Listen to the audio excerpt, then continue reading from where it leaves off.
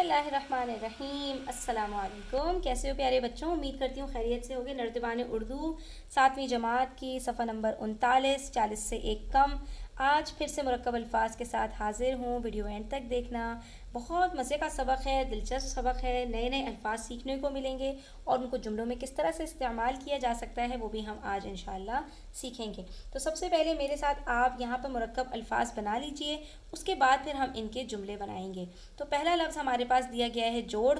तो जोड़ के साथ हम मिलाते हैं तोड़ और जोड़ तोड़ मुरक्कब एक लफ्ज़ बन जाता है। और इसका जुमला है, वो हमेशा मेरे ख़िलाफ़ जोड़ तोड़ करता रहता है, यानी कि प्लानिंग्स करता रहता है।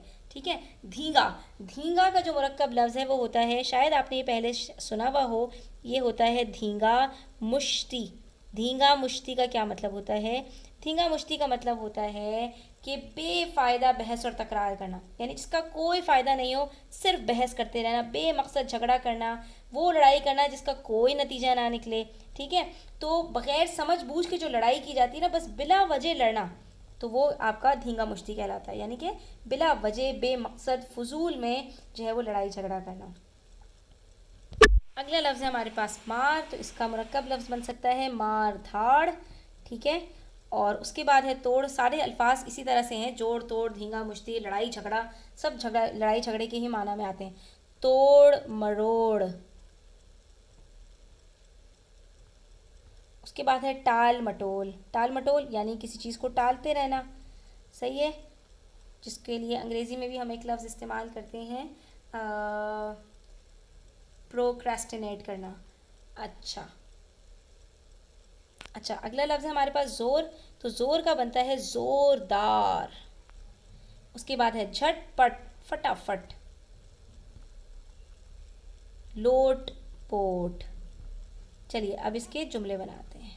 ठीक है। तो पहला लफ्ज़ है हमारे पास धींगा मुश्ती। इसका क्या जुमला बना सकते हैं हम? इसका जुमला बना सकते हैं जैसे हाथापाई करना या लड़ाई झगड़ा करना।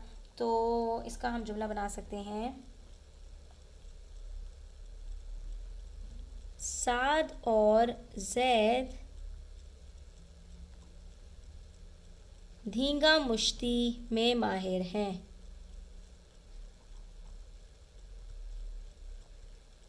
ठीक। अगला लफ्ज़ देखिए, मार धाड़। ठीक है।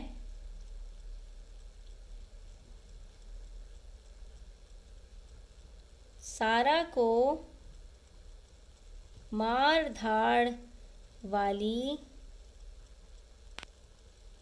कहानियाँ बिल्कुल पसंद नहीं हैं। अक्सर बच्चों को पसंद होती हैं। ठीक है। वो एक्शन मूवीज़ देखना पसंद करते हैं, तो हम यहाँ पर लिख रहे हैं उसको पसंद नहीं है।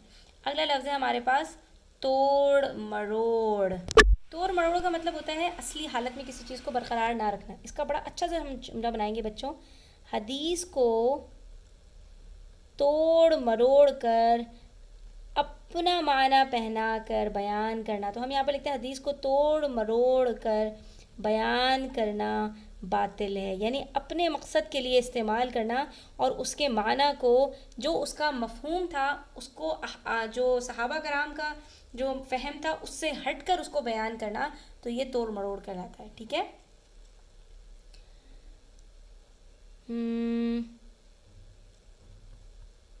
बहैसियत मुसलमान हमें टाल मटोल से काम नहीं लेना चाहिए। ठीक है। अच्छा जी, उसके बाद अगला जुमला है जोरदार।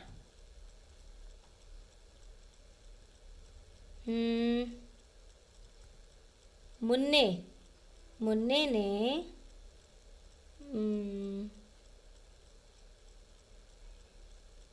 यहाँ पर हम क्या जुमला बना सकते हैं? हाँ, मुन्ने ने, आप यहाँ पर किसी का भी नाम लिख दीजिए। मुन्ने ने शहजाद को जोरदार थप्पड़ मारा।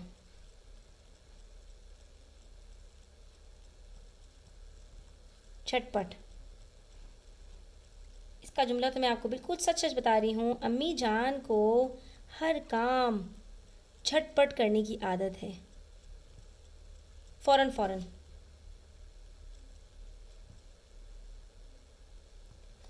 अच्छा जी, उसके बाद है अगला लफ्ज़ लोड पोड।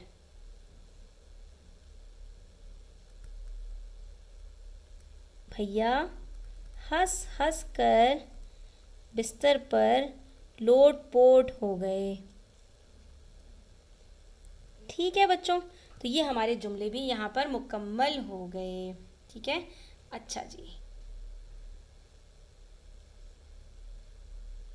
अच्छा देखिए, मुमकिन अल्फाज भी नीचे हमें दिए हुए हैं, वो तो हमने देखे ही नहीं। यहाँ पर इन्होंने आपको मुमकिन अल्फाज दिए हैं धाड़, तो वो हमने मार धाड़ के साथ लगा दिया। पट आ जाएगा झट के साथ, झटपट।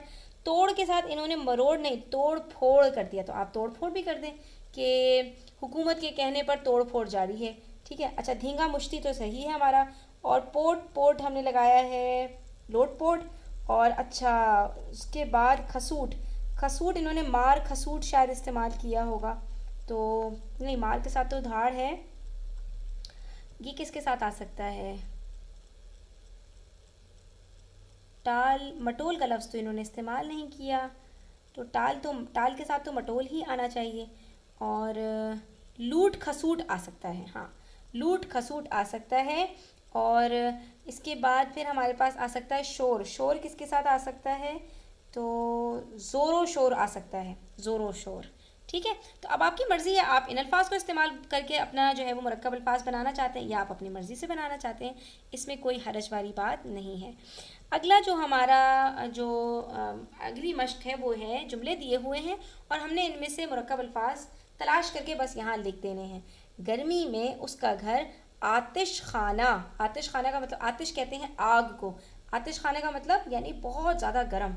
गर्मी में उसका घर आतिश खाना था, तो पहला लफ्ज़ हमारे पास यहाँ पर आ जाएगा आतिश खाना।